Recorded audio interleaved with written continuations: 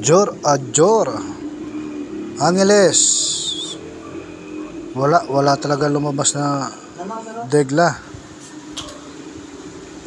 So may pagkakaiba po na wala sa pattern sheet number 36. So napili na po natin sa Angeles Gis 83 tsaka 37. Wala lumalabas na sa pattern. Mamayang gabi paglabas, obserbahan po natin ulit kung ano yung magandang ideya para bukas. Baka nagkakamali tayo sa mga analisa. So ito nga po yung bagong degla ngayon sa Angeles, Gis 83 tsaka 37. Lungsod ng Angeles, maraming po salamat. So sa Pampanga, ang lumabas 421. Ibig sabihin, naririnig tayo. Ayaw ibigay yung mga degla. Ang dahil dyan, nawala sa pattern yung mga degla natin dyan sa lungsod ng Pampanga. So, i-apply natin yung yung isa pang matinding diskarte na tinatawag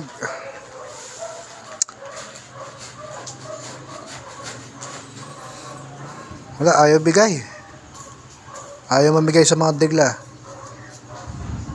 which is yung 4 tsaka 4 tsaka 21 kasama pa rin siya sa hanay. Nandun pa rin, nakahanay pa rin doon sa lugar na yon. Paki-double check na lang po. So yung mga nilalabas niya nandun sa hanay na yon. So napili po natin sa Pampanga ay 19, 3, 35 tsaka 13. Panggabi po yan. Ito pong 19 tsaka 3, degla po ito. Degla 19, diskarte ay 3. Ito pong diskarte na 3 na to ay galing sa bayan ng Mexico. So, unobserba po natin kung pasok ba yung 3 sa ating pag-obserba. Pasok po. So, napili po natin siya na magandang diskarte. Yung numero 3. Sa tareta po ito ng bayan ng Mexico. 19, tsaka 3. Yung 35 po, degla po yan. Tsaka yung 13, magandang diskarte. Pangsapaw sa 3. So, sana po malinawan po sila. Kapag lumabas po yan, ipapaliwanag ko. May mga basihan po yan eh. Wala po siya sa degla pero may paliwanag po tayo dyan. So, sana po sa lungsod ng Pampanga, wala walang nilalabas sa mga degla kahit isa. So, ibig sabihin may counterpart.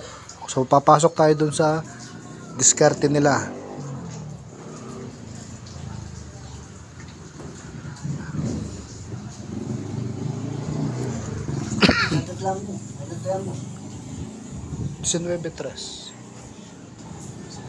So ito pong degla na to, pandeglahan po ito ng matindihan, mga ortelanong mandedegla ang tawag dyan.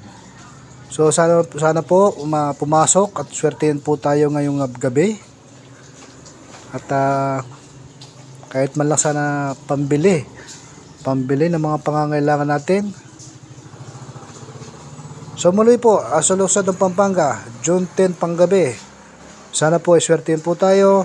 Adjor!